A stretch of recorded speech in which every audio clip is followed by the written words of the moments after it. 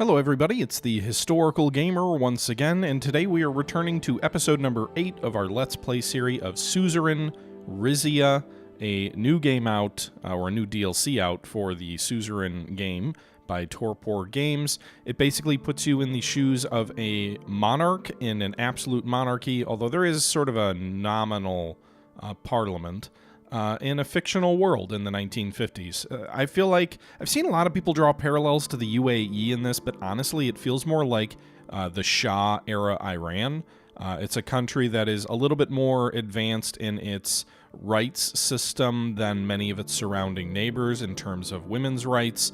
It has a oil-based economy, but it is trying to diversify. It is trying to modernize itself, but there are religious extremist groups and within its own borders as well that are angling for more power. This is in episode number 8. You know, we're picking things up after a royal hunt with some members of our family who had previously attempted to sort of take control away from my father, or at least angled themselves to take control away from my father. But we had a royal hunt there. They're trying to, you know, get at my daughter, who is sort of the heir apparent, because women can take the throne in this kingdom. And it seems like they're trying to have her married off to Rico, who is the son of my uncle. And my uncle had at one point made claims on the throne when my father was in charge. That's kind of where we stand right now. There was also a bombing in a territory called Zil, which is where there are sort of, it's an area of our territory that is currently being leased to a neighboring power. It seems like that neighboring power is going to deny transition back to our kingdom of that territory until the bombing suspects are found. And it's all interesting. Like, it's a very geopolitical focused game. Suzerain, the original game, was much more domestic focused in that it was a democracy. This one is much more, it feels like, about foreign policy and the role of monarchy in determining that, as well as sort of local investments. But the local politics is very much kind of in the background, right? There's edicts that you issue that influence the local economy, but you don't actually do a whole lot with the parliament or local stuff either. So anyway, that's enough of me rambling. You've been watching this series for 7 episodes now, so you probably already know all this. So without further ado, let's jump back into the game. This was taken from a live stream on my Twitch channel, so if you're interested in catching the full streams, sort of unedited and unadulterated, you can click the link in the description over there and follow me over there. I'm guessing by the time this is aired, we've probably finished this particular campaign up. Yeah, this is also a first look campaign, so very much like feeling our way through the game because we did not know the best way to play. There were no guides, there were no tutorials out there online, because we started playing the day it was released. So we made a lot of key decisions that maybe I would like to change in a second playthrough, but we're going to continue on and see how things progress. United Cantana's SSS monitors Geopolitical Kyo office. In a move that has sent ripples through international journalism circles, the State Secretary Service of United Cantana has commenced surveillance on Geopolitical Kyo's office. Okay. CSP investment in Nimbia achieved poverty reduction milestone. I don't know where that is.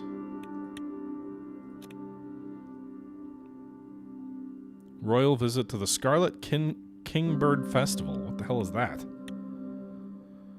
Every spring, the seaside town of Sabella celebrated the Scarlet Kingbird Festival. The vibrantly colored songbirds spent their winters in Xena, near every southern part of what used to be the Masur Empire. Every spring, like clockwork, they flew back over the Gulf of Mordia to settle in Sabellus. Their return was celebrated with music, dancing, and lavish banquets, opened by a speech from the reigning Duke of Sabaeus. It was traditional for the King of Rizia and his family to attend. The sun hung low in the sky over Arena Sabellus, a 100-year-old open-air venue perched directly on the beach of Vinia, and I sat waiting in the royal box as cameras flashed in our direction. My daughter impatiently tapped her finger on the arm of the chair. We hadn't spoken much since Iza. Are you corresponding with Rico these days? What? No, I was about ready to murder him after the Iza trip. The fanfare sounded from the pit orchestra, and an announcer stepped behind the podium.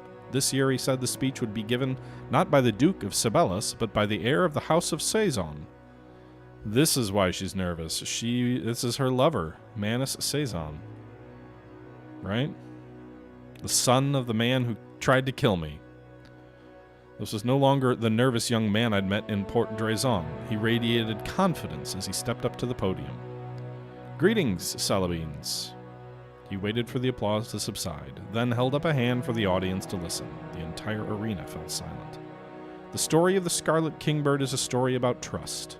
Every year, this tiny feathered creature travels thousands of kilometers to reach our shores.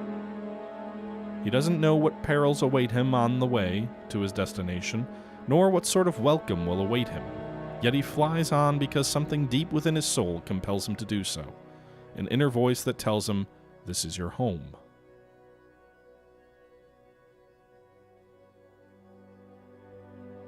Is he talking about himself? Shh. Vina glared at me, then turned her full attention back to the man on stage.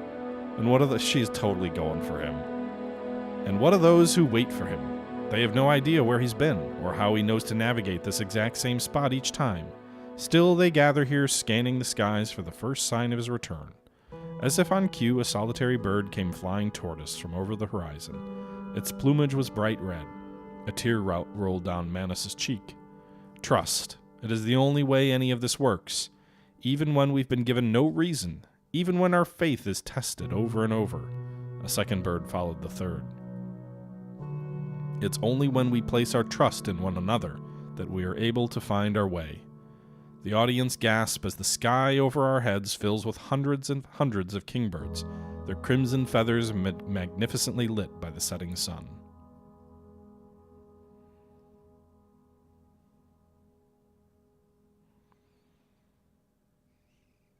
A giant flock of birds migrating from a distant land. Where have I seen that before? That's from my vision! Or the other guy's vision. Once the sun had set and the birds had gone to roost, we made our way to the VIP reception in the neighboring pavilion. I don't like him either, Lord Tillian. Of course, I don't like my cousin Rico either. A big band was playing jazz music as Vina and I entered. We immediately found ourselves surrounded by local officials, celebrities, and members of the press. It was nearly an hour before I was able to sit down. Almost as soon as I parked myself in a chair, I noticed Manus Saison making his way over to me.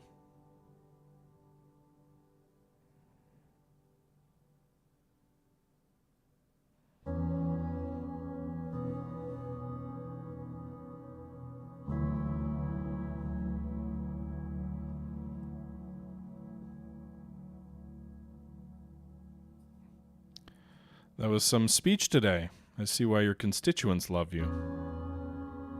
The birds did most of the heavy lifting, but thank you, Your Majesty. Actually, I've been hoping to speak with you for a long time.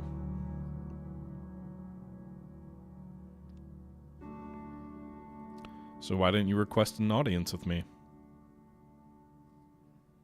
I did, through your Grand Vizier. The message must have gotten lost. But since we're both here right now, Your Majesty, I know what you and your family think of me, and I know that my position in government is symbolic at best, but I still think that we have a chance to accomplish great things for our country.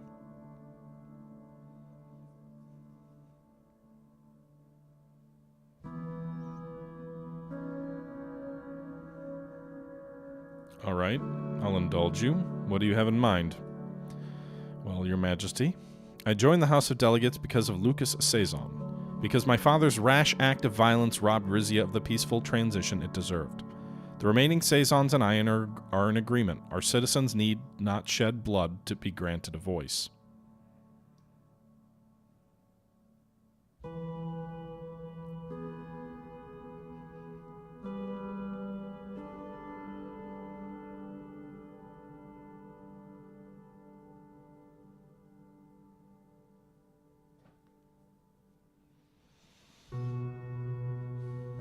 Peaceful transition to what? Rizia already has the framework in place to become a true constitutional monarchy, a place where citizens have a greater say in the lawmaking process, but the royals keep their status and influence. I don't want to make assumptions, but could it be that your aims are the same as mine?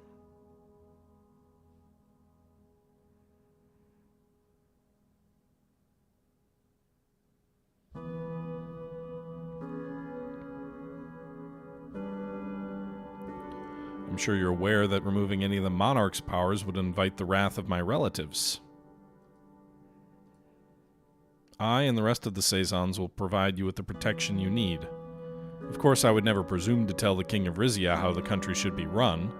Just know that should you choose to lead Rizia in a more democratic direction, we are prepared to back you.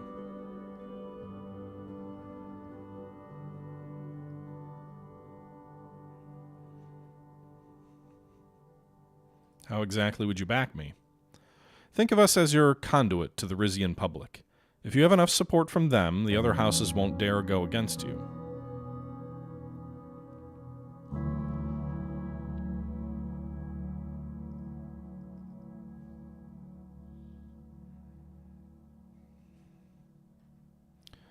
I am looking forward to working more closely with your party to better serve our people, but changing the entire system of government?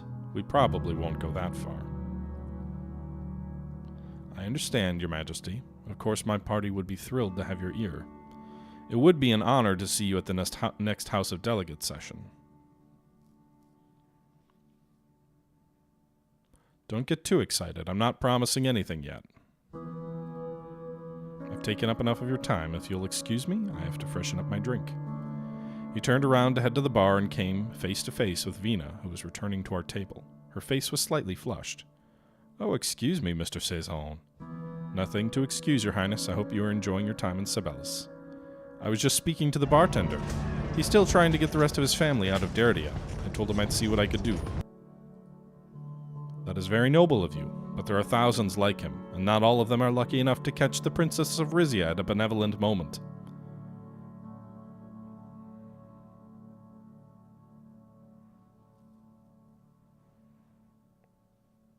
Tortuga, thank you very much for the raid. Hope you had a nice stream today.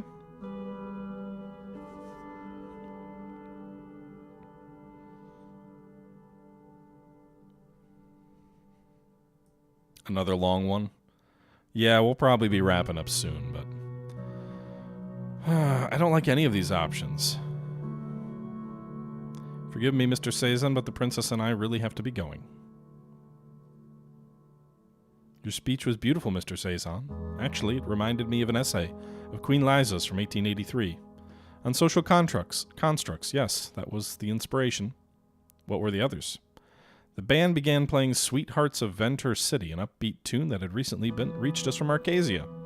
You know what? Tell me after this dance. She took a step closer to Manus and extended a hand to him, and he looked at me questioningly. Why do I don't like any of these options. Rico is a fucking bore, and I'm not gonna put my daughter with her cousin. Vina is an anti-monarchist, apparently? Or willing to date Manus, who's tried to kill my dad. Or his whatever. One dance, then we go home.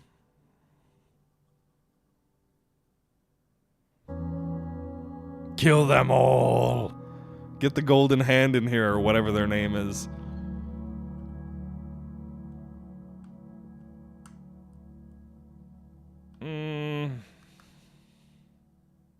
One dance, then we'll go home.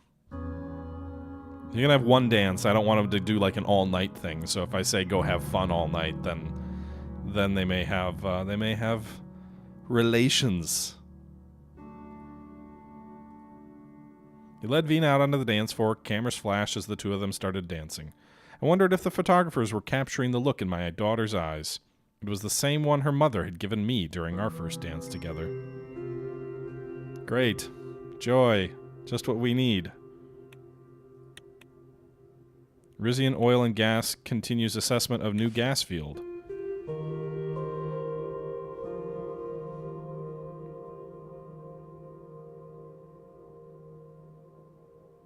Okay.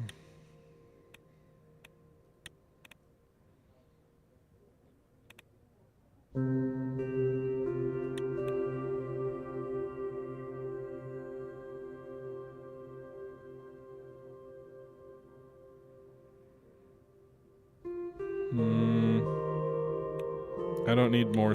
I don't know. I don't know if that was a good decision or not, but.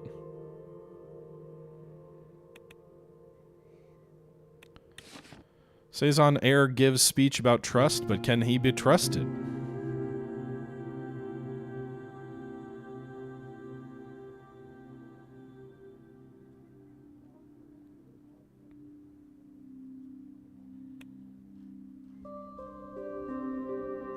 Rufus Grog's royal gossip.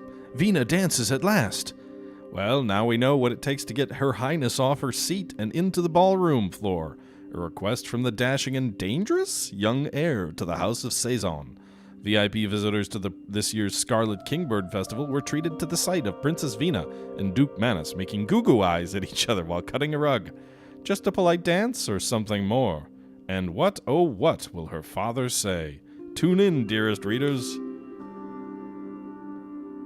Okay. Meeting with Rusty Montoro. He's the rich dude, right? On the banks of the Zapana River in Bronzo stood Palace Verna, almost as opulent as my own palace. It had once served as a summer residence for my ancestors, the Rubas family. Today it was the home of Ruscello Rusty Montoro, the CEO of the Rizian Royal Gold, and the wealthiest commoner in the country. I stepped out of the deck onto the Rizania as the yacht approached the palace's private docks. Hugo and Elena were already there, gazing out over the grounds. I can't believe what I'm seeing. Palace Verna without its water garden is no palace at all.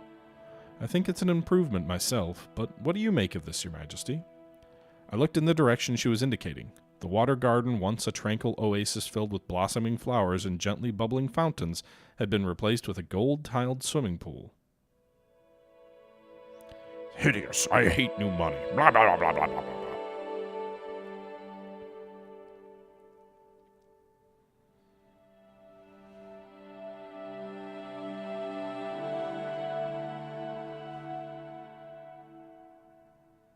Why don't we have one of these at the Palace of Rizenia? Because we have taste. I like the idea of a swimming pool, Hugo.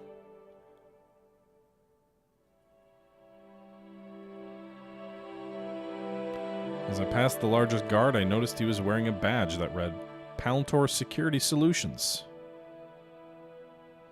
Palantor? Are you Arcasian? He stared at me with a look of non-comprehension. Rusty rose from where he'd been sitting and rushed over to us. Anton, that's no way to treat our royal visitors. The guard reluctantly bowed to me. Rusty ushered us past him and showed us to the set of chairs. The gold magenta's red hair was streaked with gray, but his eyes had a youthful mischief about them. On behalf of all of us at the esteemed Rizian Royal Gold Corporation, I do hereby extend my cordial greetings. Heck, I was never one for formalities. Welcome to my palace, Your Majesty.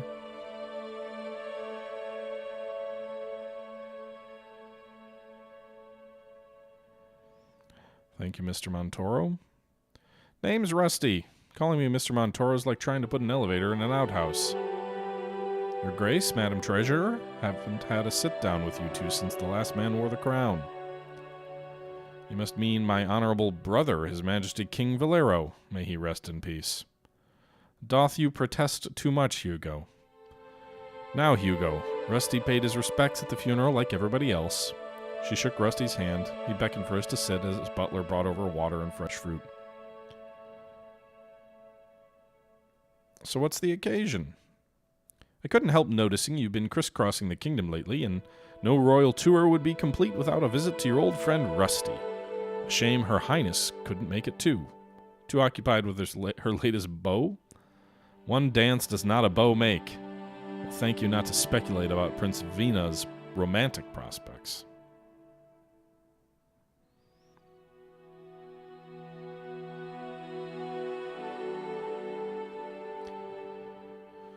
Okay. Please tell me what this meeting's about, Rusty. We don't have all day. Well, all right. You know there would be no Rizia without Rizian Royal Gold.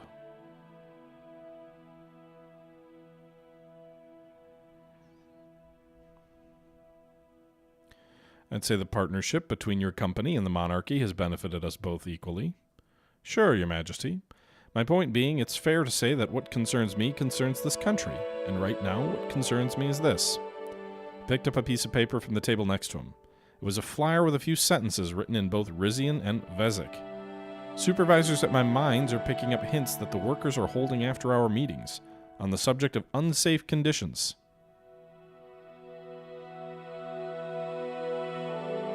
First step to unionizing? Don't know if it'll go that far, but meeting workers' demands is like feeding zoo animals. The more you give them, the hungrier they get. Have there been any accidents lately? Anything that might have triggered this? Accidents have been part of the job since the dawn of time. Used to say you weren't a real miner unless you were missing a finger.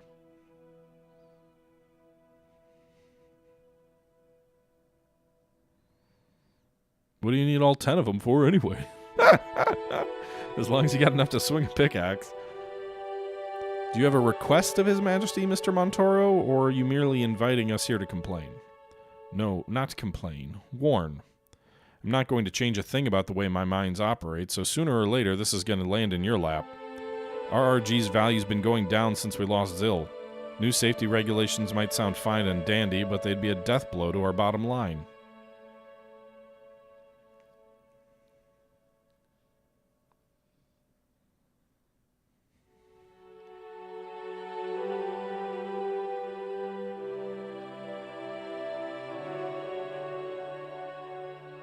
Aren't most of your miners labor hands from foreign countries? Would the regulations even apply to them? They're fixing to have it that way, yes.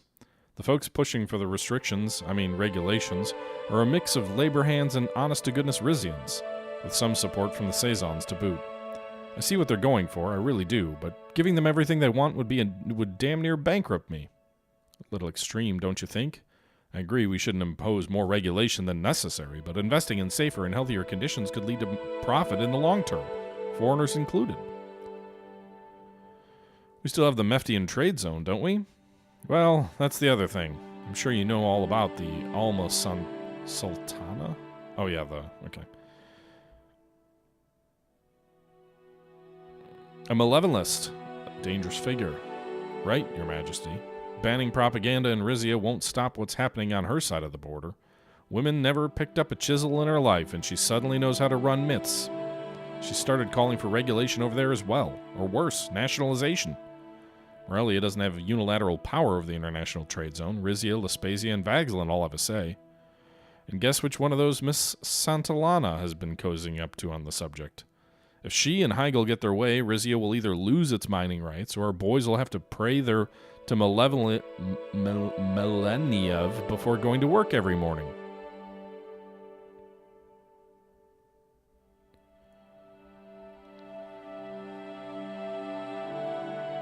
It still leaves us and Lesbia. It's hard to say if we can count on Lesbia's cooperation. Of course, they abhor Vagzlin, but we don't have the friendliest history with them either. How much revenue would we stand to lose? Hard to say. Implementing the regulations themselves would cost a pretty penny. And what do you think will happen if we pass those costs on to our trading partners? They'll hit the road faster than my first ex-wife. We have seen more global competition on the gold market, unfortunately. But for now, our product is of high enough quality that Rumburg is willing to pay more for it. Yes, but if the price rises further still, I'd rather not admit it, but Mr. Montoro may have a point. Your company will rebound when we get Zill back. I sure hope that's in the cards, Your Majesty. That little nub of land is home to some of the fattest gold veins in my company ever found.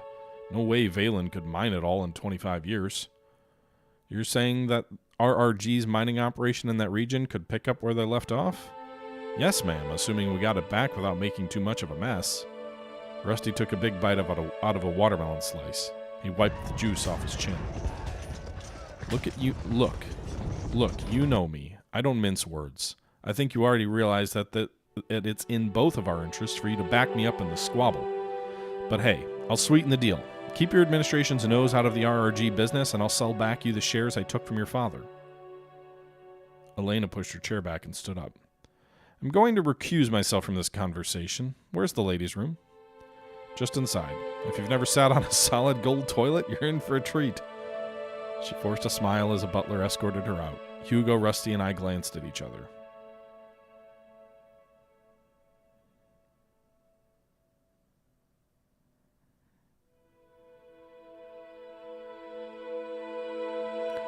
So you're willing to sell us back 15% of RRG just for refusing to pass regulations?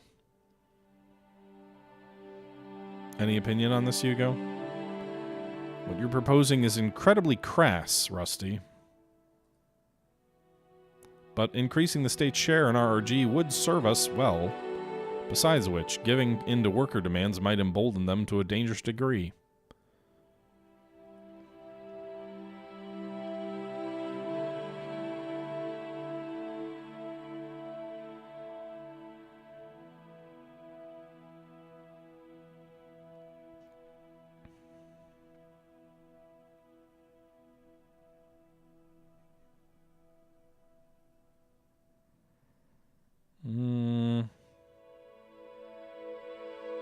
You know what'd be funny is if we sold the government's share in their mining company, and then we promptly passed regulations that torpedoed its profitability.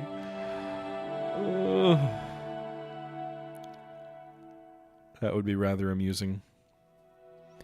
Thank you for the follow, by the way, Linear Perigi.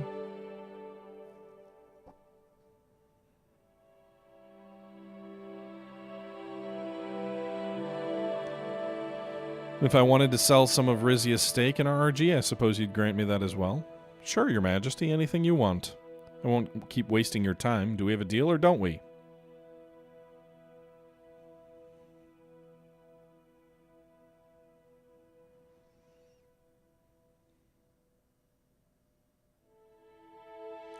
I'll decide on the regulations when the time comes. In the meantime, I promise nothing. Suit yourself.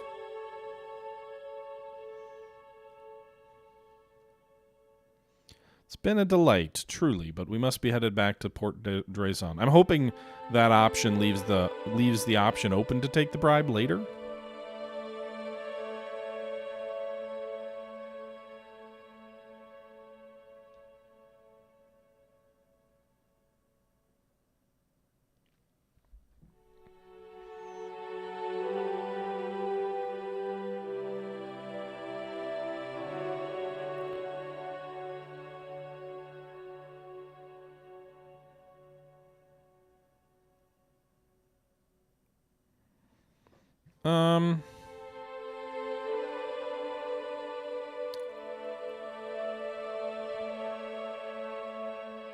Don't worry, you'll be hearing from me.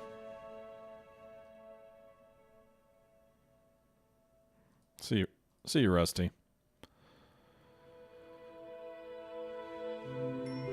So I didn't offend him, at least. He was cheerily waving at us. Football industry shows signs of stagnation. I don't have money to give you. Rizian Football Federation has expressed concerns over the diminishing quality and appeal of the national football leagues, particularly in the second and third tiers. The decline not only impacts the cultural fabric of Rizia, but also poses economic challenges. The Federation is contemplating various strategies to invigorate the industry, ranging from increased funding and marketing efforts to introducing foreign talent to enhance competitiveness. I don't know, I mean, that didn't cost me any money, I guess, so make sure it stays vibrant. RFC Valancourt decries empty stadium. Third League Football Club Royal FC Valancourt has raised the alarm of falling ticket sales, with the club's on good days unable to sell out even half their stadium. This reduction in sales is affecting the club's ability to invest in its youth infrastructure, which traditionally has provided multitude of players for Rizia's top teams. Okay, well, I guess this may be because we weren't investing. We didn't do the invest in the future option before.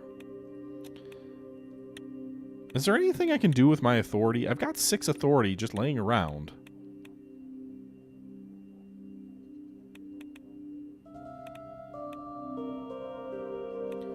Remove provincial levy obligations.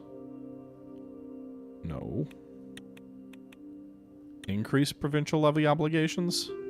+2 house troops. +250 military manpower. I guess that could be an option. An inheritance tax would not be very well received. Landowner's tax likely not received.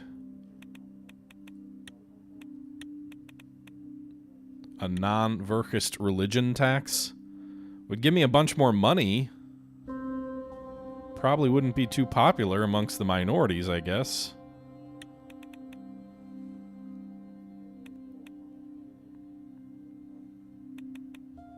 but I could use the cash.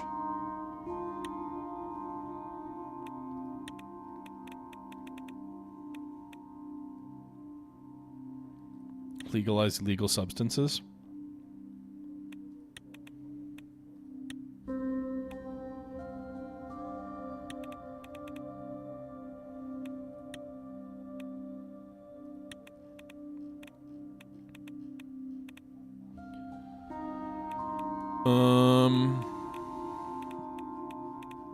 I don't know.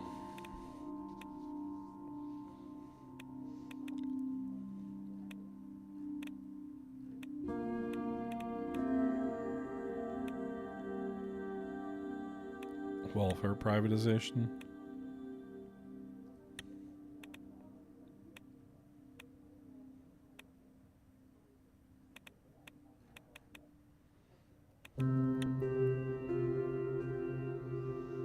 I guess. Give me more troops and military equipment.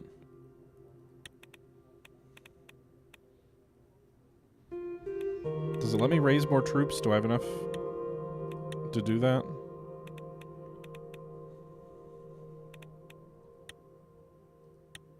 So I can do 2 more divisions of infantry if I raise provincial levies.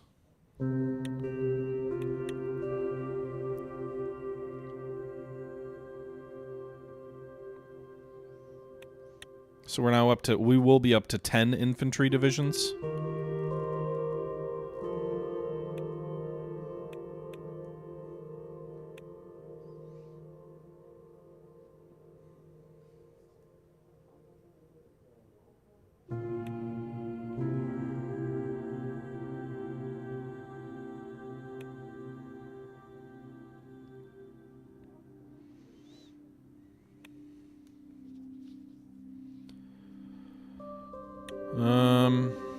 I guess that's it for our authority there. So let's just go and do the next thing.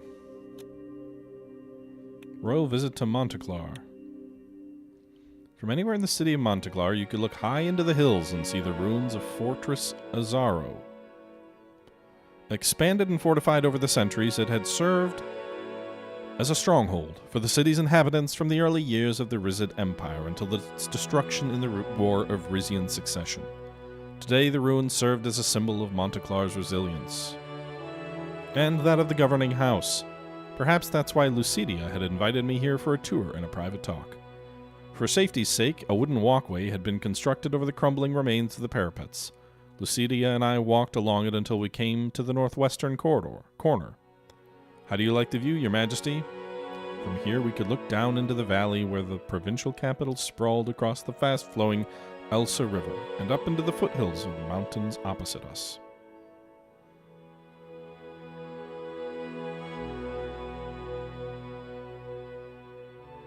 Imagine how this fortress must have looked 1,000 years ago. Incredible, isn't it? The fortress was closed off for our visit, but a crowd had gathered just outside the walls. We waved down to them, and then turned away, following the walkway toward the former armory. Our aides and guards stayed a respectable distance behind.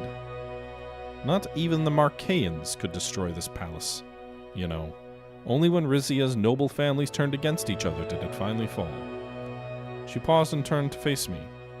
It took years for the Azaro and Toras families to repair the bond. I hope our houses will remain harmonious through your reign.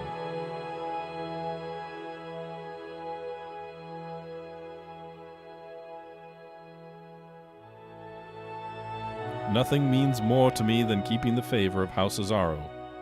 It is great to hear you say that. Your father and mine were close, Your Majesty. General Thaddeus told me that he felt free to express his true opinions to the king, with no fear of repercussions.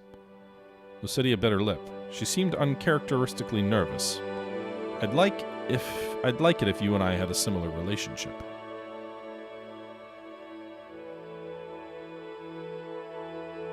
How can we when we barely know each other? And what makes you think you deserve that? You've barely been on the council for a year. I want to have that relationship with all my counselors, Duchess. Nobody should feel like they have to hold back their opinions. Perfect, Your Majesty. Thank you.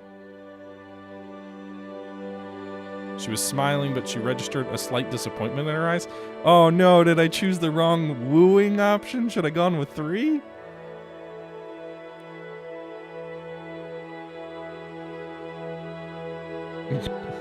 You were hoping for special treatment. This is precisely your willingness to speak your mind that makes you such a valuable asset on my council.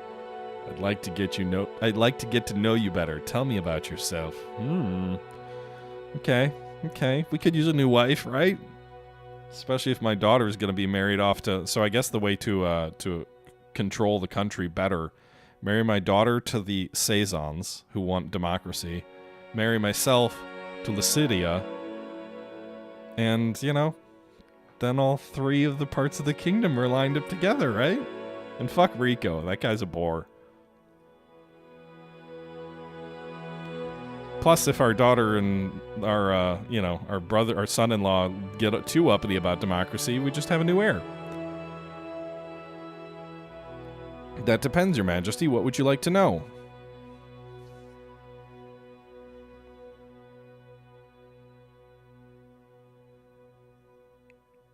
Let's see. Do you have any hobbies? I've always enjoyed archery when I had the time for it. And my father and I used to play chess together. We still do when he has a lucid moment. Maybe you and I can play someday. If you're prepared to lose, Your Majesty. Well, why aren't you married? As an Alzanzo, you should be paired off, when you came of age. They had a match chosen for me, of course, but my father allowed me to break off the engagement when I joined the military. By the time I got out, I was considered too old to be of use in the marriage arena.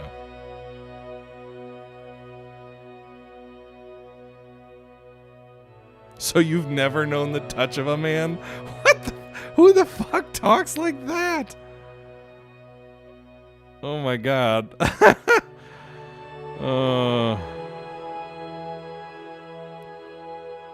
So you've never known the touch of a man. How do you like the king? That's ridiculous. A woman like you should be swarmed with suitors. I'm not so pathetic as to base my self-worth on what men think of me. But thank you for the compliment. Do you have any questions of a less intimate nature? Why did you follow in the Ozano family footsteps? You could have chosen your own path in life. My path was chosen for me after my uncle was killed in the uprising. Even as a young girl, I knew that marked a turning point. My noble blood did not... I almost said my noble body. What the fuck? My noble blood did not make me safe anymore.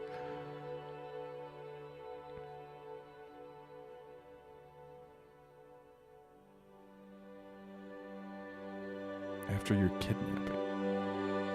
What? Oh yeah, I was kidnapped as a son. I forgot that. Your words ring true. I had that exact same thought after my kidnapping. I joined the military so I never got caught by surprise like that again.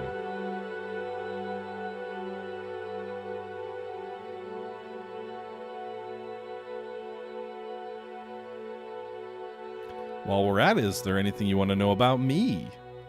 Now that you mention it. Turnabout's fair play, Your Majesty. Why aren't you married?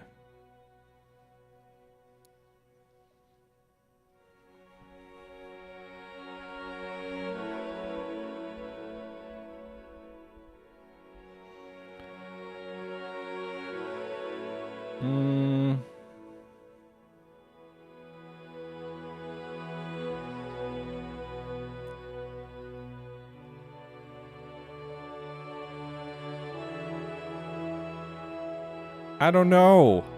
You think 3? Because my butler keeps interrupting me in the bathroom during my tub time? Oh...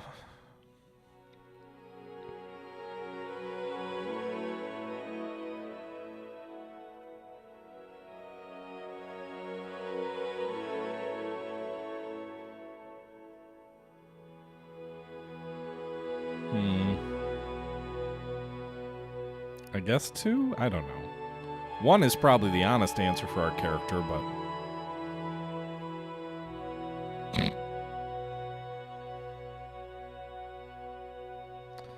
Royal orbs.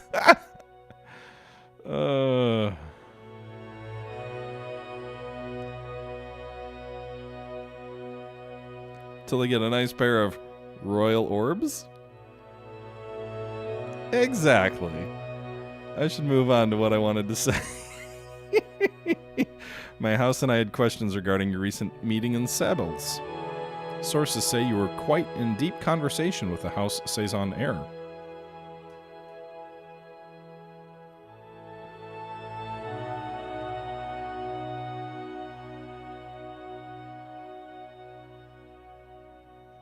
We were guests in his province. Refusing to converse would have been a terrible breach of etiquette.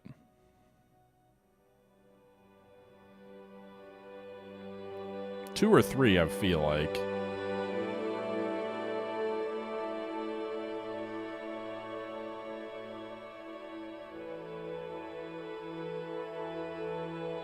I think. Probably three. As terrible as what his family did to you? You know the entire house is still suspected to have ties to Arcasia.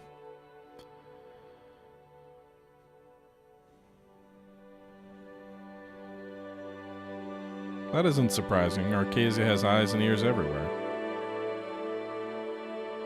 They and their allies have spent the better part of this century trying to undermine us. All the more reason not to trust that man around your daughter.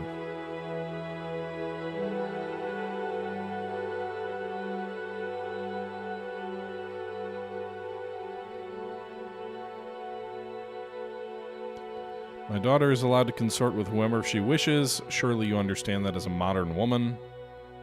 Not a national security. I guess. I don't want her to kill anyone, but it at least kicks the can down the road. I had one more thing I wanted to bring up while we were alone. When I took over my father's position on the Royal Council, he gave me a trove of his old files. Wedged between standard purchase orders and internal security reports, I found this. She reached into her pocket and unfolded a thin square of paper. On it was a map of Pales. Overlaying the outline of the Grand Duchy were arrows, diagrams of tanks and battalions, and hastily scribbled instructions. Some of them were my father's handwriting. 1949. So they were plotting an attempt on Pals? That's not surprising.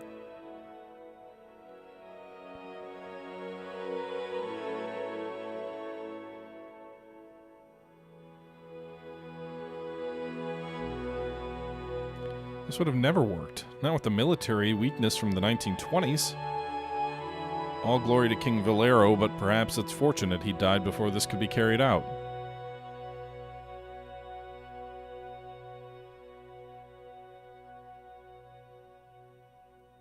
Is it possible whoever murdered him knew about this plan?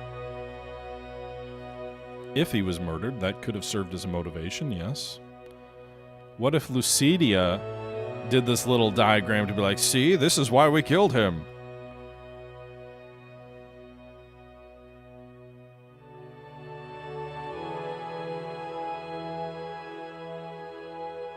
His dying wish was for me to take back the lands that we lost.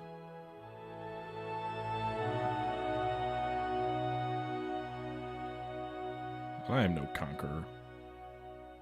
It's an outdated concept, invading territories based on centuries-old grudges. Of course, my family would disagree. My province never got over losing our access to the sea. But I don't see any merit in taking back Pals, at least not for historic reasons.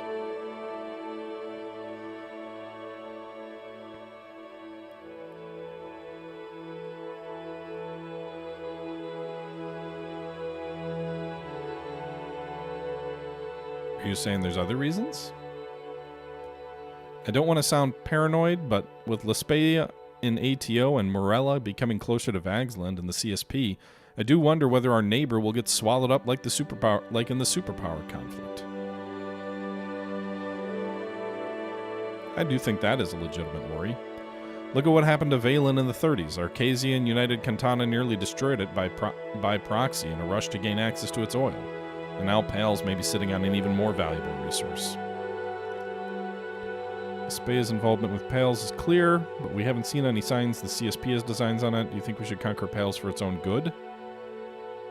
It's not Pale's resource, it's ours. So how does this involve Rizia? You're my security counselor, Duchess. I don't want you concerning... She's not my security... Isn't she like the Secretary of Defense? Do you think we should conquer Pales for its own good? Conquer is such an old-fashioned word. Think of it as a chess game. Sometimes it's best to remove certain pieces from the board before it's too late. That doesn't mean I think we should attack Pales again. Using diplomacy to get them on our side would be a more effective tactic.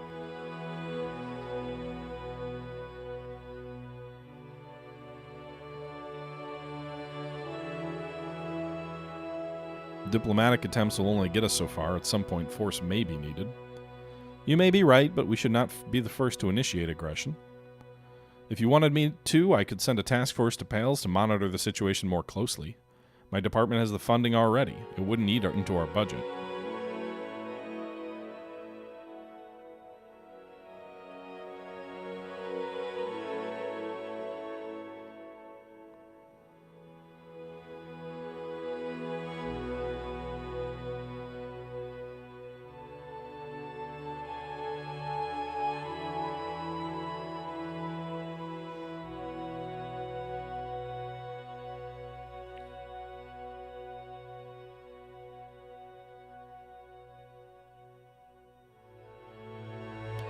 I appreciate you coming to me with all of this. Please feel free to express your unfettered opinions to me in the future.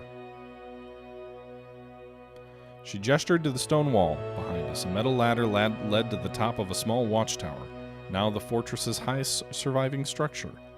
Lucidia scaled it in a matter of seconds. From the side, we could see Camp Dominus' country's largest military training facility. It stretched far into the distance, with hundreds of barracks clustered around grounds that simulated all types of terrain.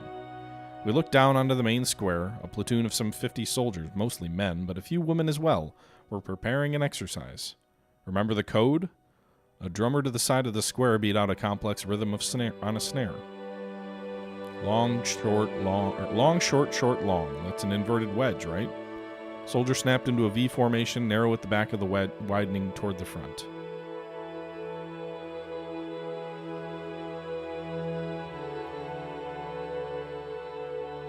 Can't believe they're still using that system. Comms can get jammed, orders misunderstood, but rhythm you feel in your bones. Another rhythm came from the drum, 2 rim shots followed by a rapid dole, extending the line, spreading out into herringbone. Almost unconsciously, she started moving along with the soldiers, but as she put her left foot down, the section of wall beneath it suddenly gave way. She began falling backwards. Do nothing. Let her fall. Grab her arm.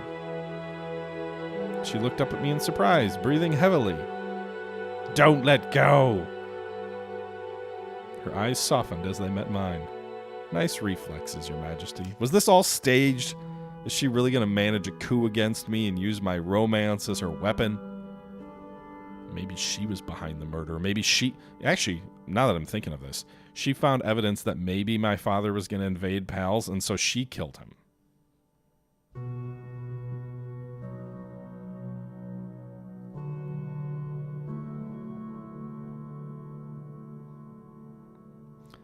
Oh, there's a photographer, huh?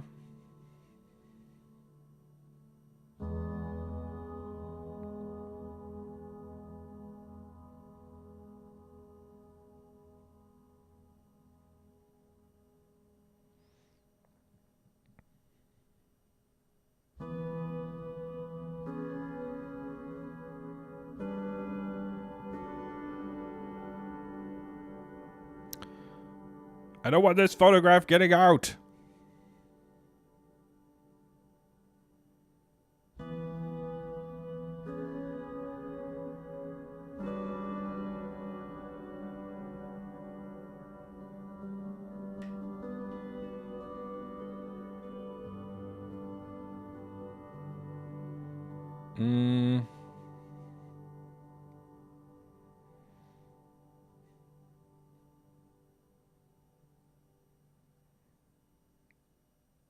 To be continued, Duchess Azarno? Or 3? What do we even pay the Golden Guard for? I'm gonna go with 1.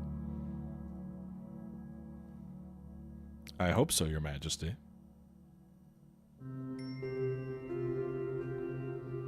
Truck stats decreased, blah, blah, blah.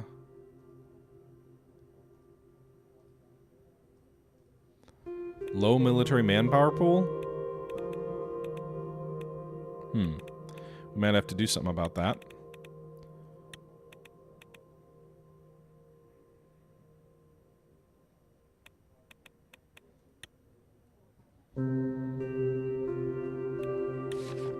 Provincial levies increased. King encourages volunteer enlistment. Swordland enters economic recession despite efforts. Embark singles joining non-alignment movement. Surveying near completion. And we're coming to the end of that turn. So I'll move on to the next one. Our shipyard should be done this turn, I think.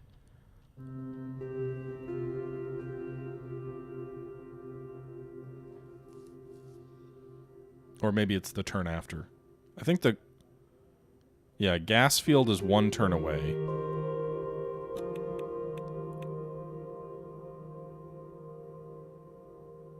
Palace welfare protesters. So the shipyard's done. That's good.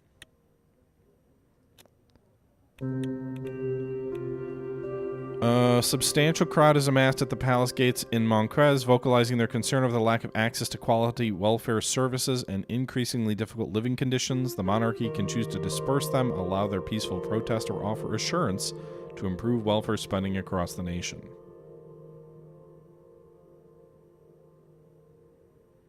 Promise increased health and education funds. I don't have the money for that.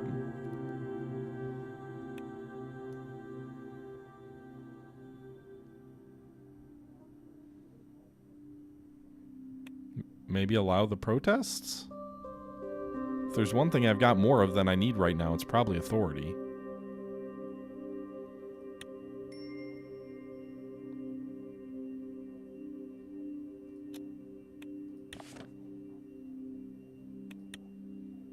Okay. Rizian armored forces. So I need more military equipment to buy more ships, but I do have 2 ships now, so it's more than we had before. But I need to buy more equipment if we want a bigger navy. We do also have a 2nd submarine now, too. Nice. Too bad we sold all our stupid equipment. And now we'd have to probably buy it back at... Council meeting on the gas dispute? Yeah, I'm sure Pals is going to say the gas is theirs.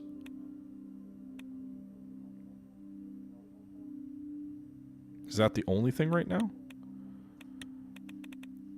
Average size Rizian fleet.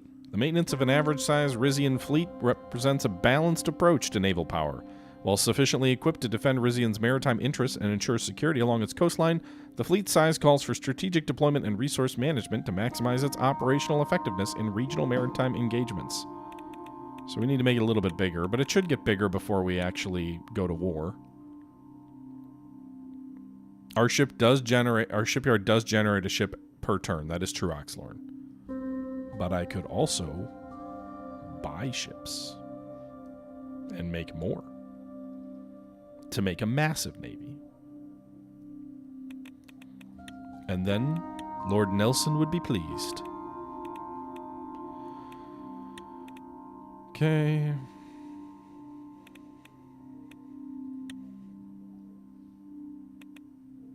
So we got 3 gold, or we got 3 positive 3 budget right now.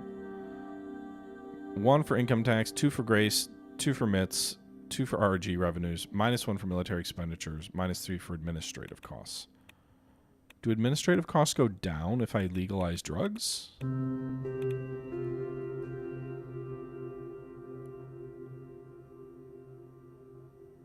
But frankly, I'm not sure how to spend that money, and I think this is actually where we wrap this stream up. So we're concluding this one here. I hope you guys are enjoying the series. Please leave your thoughts below, and without further ado, until next time, this is the Historical Gamer saying thank you for watching, and until next time, I'm out.